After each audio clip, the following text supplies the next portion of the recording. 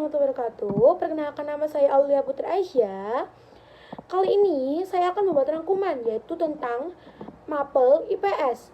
Dengan itu halaman 167 sampai 195.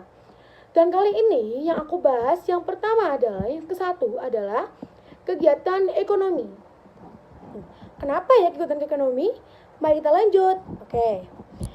Kegiatan ekonomi, kita telah melihat bagaimana masyarakat baik pada masa Hindu sampai Buddha maupun pada masa Islam melakukan kegiatan ekonomi. Kegiatan tersebut dilakukan untuk memenuhi kebutuhan manusia. Kegiatan tersebut antara lain bertani, berlayar, dan berdagang. Dan kegiatan-kegiatan seperti itu melakukan kegiatan ekonomi. Kegiatan ekonomi terdiri pada produksi, distribusi, dan konsumsi. Produksi itu apa sih? Produksi merupakan kegiatan ekonomi untuk menghasilkan dan menambahkan nilai guna atau manfaat barang dan jasa. Tujuannya agar kebutuhan manusia terpenuhi. Dalam kegiatan produksi, manusia menggunakan sumber daya yang tersedia. Produksi menghasilkan nilai guna dengan mengubah bahan mentah dan sumber daya yang lain menjadi produk jadi. Misalnya, mengubah kayu untuk menghasilkan lemari dan meja, serta mengubah gandum menjadi roti. Contoh-contoh ini merupakan kegiatan produksi yang akan menghasilkan nilai guna barang. Misalnya, ketika batu bata digunakan untuk membangun rumah, kegunaan manfaat atau nilai guna suatu barang adalah kepuasan yang diperoleh sebagai hasil dari mengonsumsi suatu barang tertentu. Itu yang pertama ya, kegiatan ekonomi. Sekarang kita akan bahas yang kedua. Pembahasan yang kedua adalah sumber daya alam. Apa sih sumber daya alam itu? Mari kita cari tahu. Sumber daya alam merupakan segala sesuatu yang disediakan oleh alam dan dapat dimanfaatkan guna mencapai kemakmuran.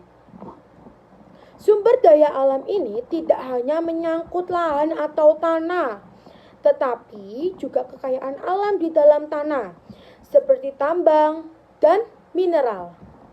Selain itu, juga berkait dengan sumber daya air seperti perikanan, flora dan fauna, dan sumber energi. Namun, setiap daerah atau pulau memiliki sumber daya alam yang berbeda, sehingga mengaruh pemanfaatnya dalam proses produksi. Sekarang pembahasan yang ketiga, yaitu tenaga kerja. Apa sih tenaga kerja? Sumber daya alam tidak dapat menjadi barang yang berguna secara ekonomi tanpa adanya tenaga kerja. Contohnya, buah-buahan tidak dapat memenuhi kebutuhan manusia jika buah-buahan itu tidak dipetik oleh manusia. Memetik buah-buahan merupakan suatu upaya manusia. Itulah sebabnya tenaga kerja manusia merupakan salah satu faktor produksi. Oke. Menurut Marcel dalam GDKK 2009, tenaga kerja adalah faktor produksi yang mengacu pada usaha manusia. Itu guys ya. Oke teman-teman, sekarang kita akan pembahasan yang keempat, yaitu modal. Apa sih modal itu? Oke, ini tentang pembahasan masih sumber daya alam ya. Dan modal itu adalah sumber modal, sering disingkat atau modal atau kapital. Apa bisa bilang dijadikan capital.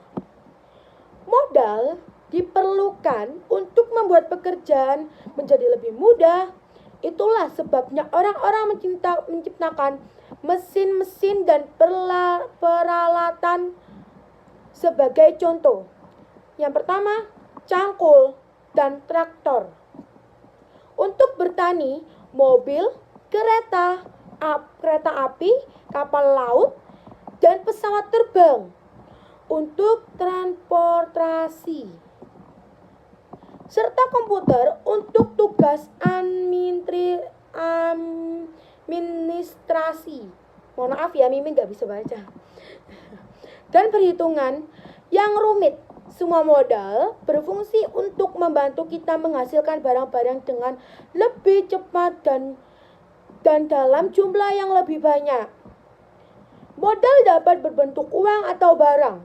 Modal berbentuk barang dapat berupa mesin-mesin, peralatan pabrik, dan kantor. Sekarang kita bahasan yang kelima, yaitu kewirausahaan.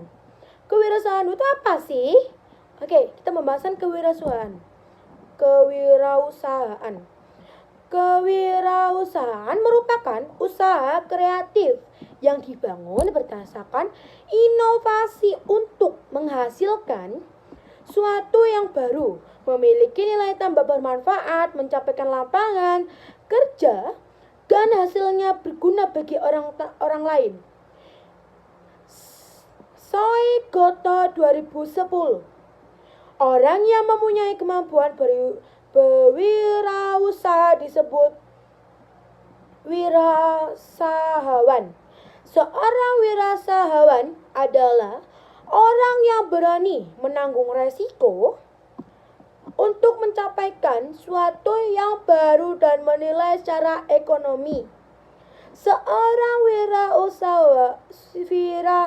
wirausahawan harus memiliki sejumlah sifat seperti ulat, berorientasi pada kualitas dan efisiensi, maupun menentukan tujuan serta membuat perencanaan pengawasan yang efektif.